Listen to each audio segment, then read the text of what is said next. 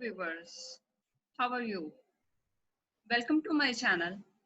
Today I'm gonna talk about our next lecture, which is actually based on the book of Allama Iqbal Open University BA BS Compulsory English. Code is 1424. Allama Iqbal open university की जो book है BA BS की English compulsory, जिसका code है 1424, उस पे base करता है हमारा लेक्चर। ये यूनिट नंबर 1 है। यूनिट नंबर 1 जो बेस करता है वो है what is academic writing. Basically academic writing क्या है व्यूवर्स, लास्ट लेक्चर में मैंने आपको बताया था कि how to write an academic essay. Academic essay कैसे लिखते हैं, उसमें हमने दो जो थे कॉज एंड इफेक्ट्स और नरेशन जो है, वो दो टाइप्स ऑफ ऐसे को कवर किया था। आज हम जो ऐसे टाइप कवर करने जा रहे हैं वो कॉज एंड इफेक्ट है। अ कॉज एंड इफेक्ट ऐसे जो होता है उसमें हम लोग दो चीजें देखते हैं, रीजन क्या बनी है और उस रीजन की वजह से जो इवेंट हुआ है उस पर इफेक्ट किस टाइप के आए हैं। सो अ कॉज एंड इफेक्ट ऐसे में एक्सप्लेन, एक कॉज एंड इफेक्ट ऐसे जो होता है वो एक्सप्लेन करता है व्हाई एंड व्हाट। व्हाई क्यों हुआ और व्हाट कैसे हुआ। और नेक्स्ट चीज वो एक्सप्लेन करता है, वो करता है what happens after a loved ones death. अगर एक प्यारे की डेथ हो गई है तो उसके बाद क्या हुआ, मीन कॉज क्या बनी है इफेक्ट होने की, वो है डेथ। डेथ हुई है, जो एक इंसिडेंस है जो हैपेंड हो चुका हुआ है। सो उसकी वजह से कौन कौन से कॉन्सिक्वेंसेस हैं, ये कौन सी सूरत हाल पैदा हुई है, तो उसके बारे में हम जो है वो कॉज एंड इफेक्ट में देखते हैं। The cause and effect essay explain why और हाउ। हम दो चीजें देखते हैं, why and how some event happened, कैसे और किस तरह कोई जो है वाकया वकूफ पजीर हुआ, and what resulted from the event, और उस इवेंट से क्या रिजल्ट निकले। दिस ऐसे is a study of the relationship between two और मोर इवेंट्स और एक्सपीरियंस। मीन इसमें हम देखते हैं कि रिलेशनशिप देखते हैं दो इवेंट्स, दो वाकयात के दरमियान में या एक्सपीरियंस के दरमियान में। The essays could discuss both cause and effects। ऐसे जो है cause भी देखता है, reasons क्या है और उसके effects क्या, उसके असरात क्या हुए। और it could simply address one of the other, या वो सिर्फ एक चीज को भी देख सकता है। मीन हम सिर्फ causes भी देख सकते हैं और हम सिर्फ effects भी देख सकते हैं। A cause essay usually discuss the reasons।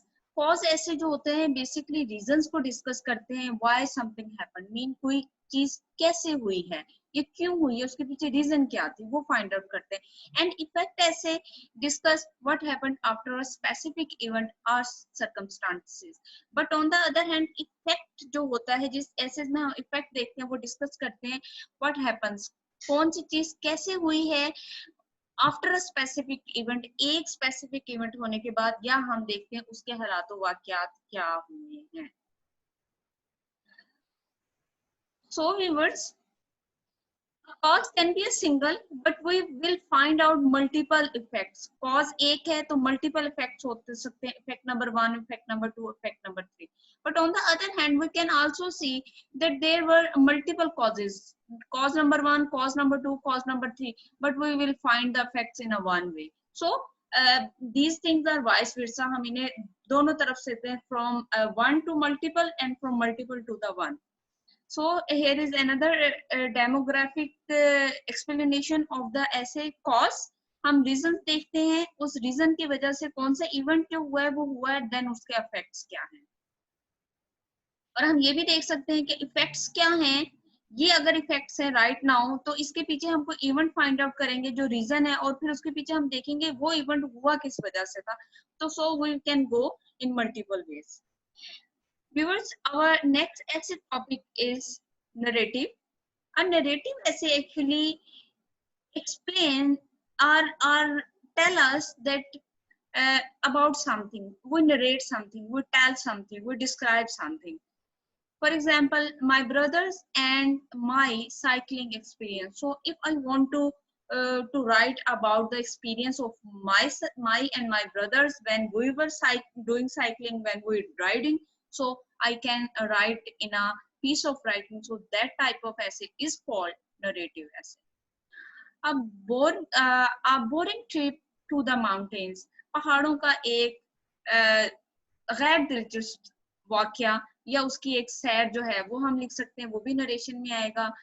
My near death experience at the swimming pool में या तैराकी करते हुए मेरा मौत के करीब का experience, mean while swimming he was near to death, so he was just explaining, she is just explaining that experience, so this experience is also called narrative essay. The narrative essay tells a story. Narrative essay क्या करता है, basically एक story बताता है. Generally the narrative essay is conversational in style. ये conversational style वे में होता है, बातचीत करने के अंदाज में होता है, and tell us a personal experience, और किसी शख्स का अपना जाती experience बताता है. It is most commonly written in the first person. First person में लिखा जाता है. व्यूअर्स आपको याद होगा कि मैंने बताया था एकेडमिक राइटिंग में हम थर्ड पर्सन यूज करते हैं, फर्स्ट नहीं यूज करते, बट इन नरेटिव ऐसे में बिकॉज हम अपना जाती एक्सपीरियंस शेयर कर रहे होते हैं, अपना जाती वाक्य शेयर कर रहे होते हैं, तो हमें किसमें लिखना होता है, फर्स्ट पर्सन में. This essay could describe a single event or simply a मॉडर्न्स daily experience. तो हम क्या देखते हैं कि अपने रोजमर्रा जिंदगी में होने वाला कोई एक वाकया या अपने डेली एक्सपीरियंस को भी शेयर कर सकते हैं.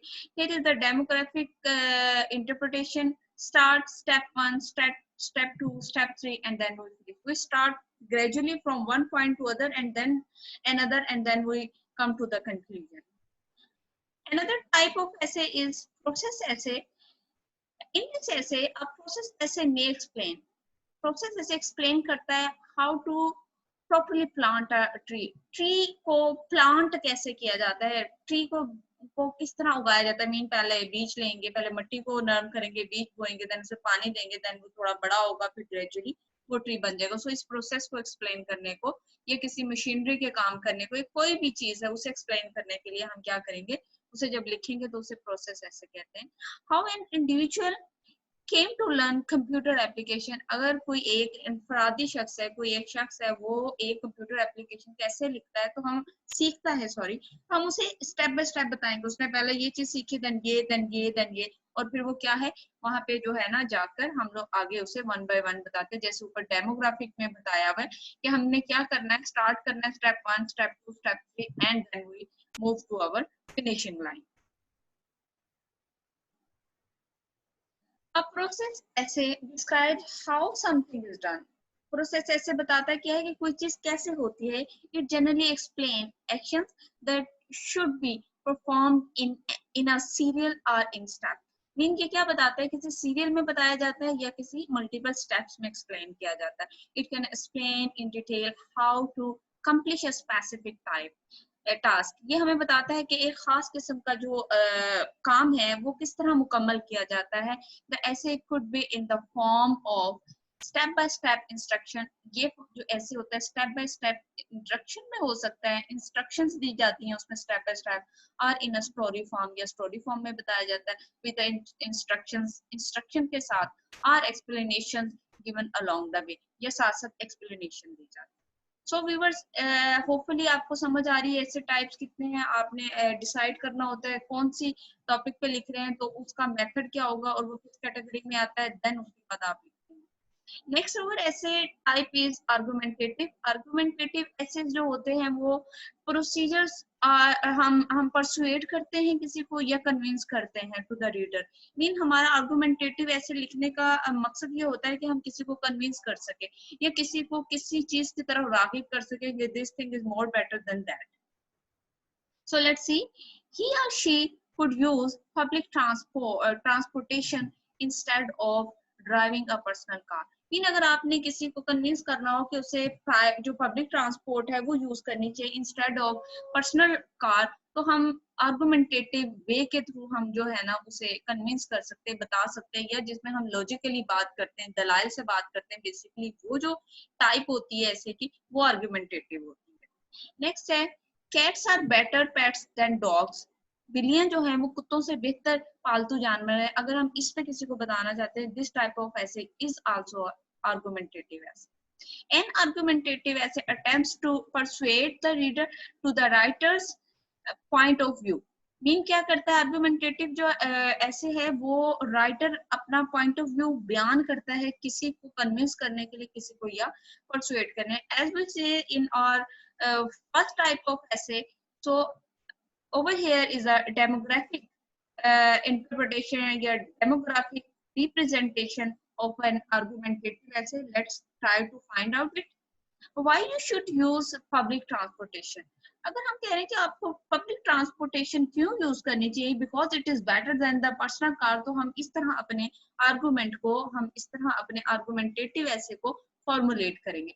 सबसे पहले हम बताएंगे व्हाट इज पब्लिक ट्रांसपोर्ट. ठीक है, पब्लिक ट्रांसपोर्टेशन के बारे में बात करेंगे, देन फर्दर हम इसे दो पार्ट्स में डिवाइड करेंगे.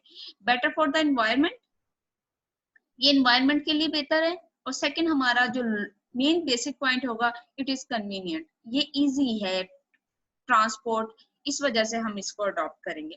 नाउ देखिए, अगर जहां हम बात करते हैं बेटर फॉर द एनवायरमेंट, तो हम उसमें फर्दर कुछ चीजें देखते हैं. क्या है? डिक्रीजेस ट्रैफिक, ट्रैफिक को डिक्रीज करता है. मीन एक बस पे या अगर एक वैन पे आप ट्रैवल करते हैं तो उसमें ज्यादा लोग ट्रैवल कर सकते हैं. But on the other hand अगर कार है तो हर शख्स अपनी अपनी कार चलाएगा, तो उससे रोड्स पे ट्रैफिक जैम का इशू होता है. सेव्स गैसलाइन, गैसलीन पेट्रोल को सेव करती है, ज्यादा लोगों को कम पेट्रोल में एक से दूसरी जगह ले जाएगी. लेस एयर पोल्यूशन, इससे कम जो है हवाई आलूदगी होती है. But on the other hand जहाँ हम कन्वीनियंट की बात करते हैं तो ये फास्टर है, तेज चलती है, सेव्स मनी, पैसे को बचाती है, एंड रिड्यूस स्ट्रेस, और स्ट्रेस को रिड्यूस करती है. So all these things are enough to pursue a person, to convince a person that public transportation is better than the private car. Here is another demographic explanation. We will find the topic, then we find strengths, weaknesses, meaning, goals, methods and implications. तो हम इस तरीके से किसी भी topic को define कर सकते हैं. How Shakespeare present Othello. Othello drama है इसका, शेक्सपियर का. उसने उसमें किस तरह प्लॉट को डिफाइन किया, किस तरह उसने लॉजिकली प्रूव किया है कि जो वो चीज अपनी बात करना चाह रहा है. ओथेलो में वो दो कैरेक्टर्स को रिप्रेजेंट करता है, एक है गुड बॉय और एक है बैड गाय. गुड गाय जो है उसकी कुछ क्वालिटीज, वो प्रॉपर्टीज बताता है, कैरेक्टरिस्टिक बताता है. वो क्या है? ऑनरेबल है, इज्जतदार है, विर्चुअस है और लीडर है. But on the other hand bad guy क्या है? किल्ड हिज वाइफ, वो अपने वाइफ को कत्ल कर देता है. इजीली फूल्ड, जो आसानी से बेवकूफ बन जाता है, और जेलस होता है. So these are the characteristics. On these ground actually Shakespeare established his dialogue, his argumentative essay and his argumentation that now these are the facts and figures, and on these ground we can say this is a good guy and this is a bad guy.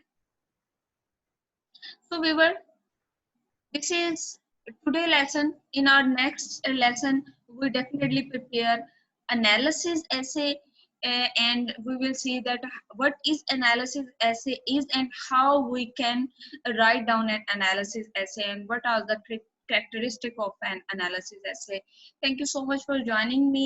If you like the video, please subscribe the channel so that you will get more and more videos about your lesson and you prepare your lesson as per your examination. Thank you so much for being with me. Allah Hafiz.